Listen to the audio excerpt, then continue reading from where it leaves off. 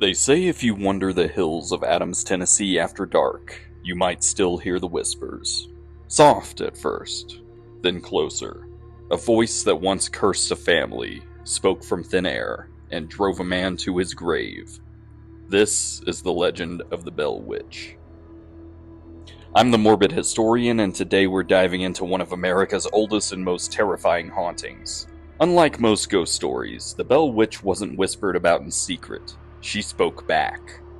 She was documented by neighbors, clergy, even politicians.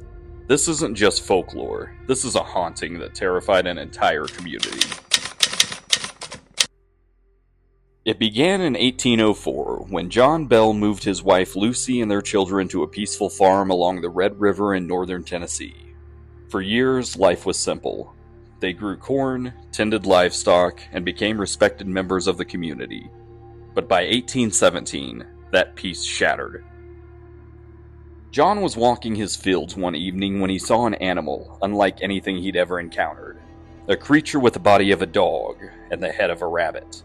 He fired his gun, and the creature vanished. That night, strange sounds began inside the Bell home.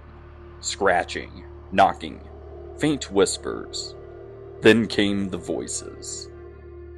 At first, it sounded like a woman softly singing hymns. Then the voice grew stronger, distinct, intelligent, mocking. The entity spoke to each family member by name. It laughed, taunted, and sometimes prayed aloud. Neighbors soon heard it too. They gathered at the Bell home nightly, fascinated and terrified as the unseen spirit recited Bible verses or mimicked anyone in the room. It called itself Kate. Old Kate Bat's witch, people began to whisper, linking the spirit to a local woman who'd once quarreled with John Bell over a land deal. Kate's voice confirmed it. She had come to torment John Bell. Over the next 4 years, the Bell Witch unleashed chaos. John Bell's daughter Betsy was slapped, pinched, and pulled by invisible hands. Furniture moved on its own. Sheets were ripped from beds. Witnesses claimed to see shadowy forms drifting through the house, and the voice, always watching, never ceased. Kate became a phenomenon. Word spread across the region, and people traveled miles to witness the haunting. The witch would predict visitors before they arrived, imitate their voices, and answer questions no one else could know. Even future President Andrew Jackson reportedly visited, saying, "I'd rather fight the British again than the Bell Witch." That night, his horses refused to move and a disembodied voice warned him to leave. He did. By 1820, John Bell's health began to fail. His tongue swelled, his face grew pale, and his body trembled with paralysis. Doctors could find no explanation. When he finally died in December of that year, the witch's voice echoed through the house. "I fixed him." A mysterious vial of dark liquid was found by his bedside. When a drop was given to the family cat, it died instantly. The witch laughed and vanished into the night.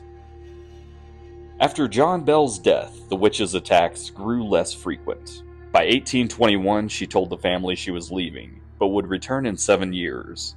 According to the legend, she did, briefly, before disappearing yet again. Locals still whisper about strange sounds and voices near the old Bell property. Some claim to see flickering lights in the fields or hear laughter in the woods. The Bell Witch Cave, near the original farm site, remains a tourist spot today, and many visitors swear they felt her presence. Skeptics call it hysteria, a mixture of family conflict, folklore, and early spiritualism. But hundreds of written testimonies from the time describe something beyond belief, a haunting with witnesses, a voice that reasoned, cursed, and killed.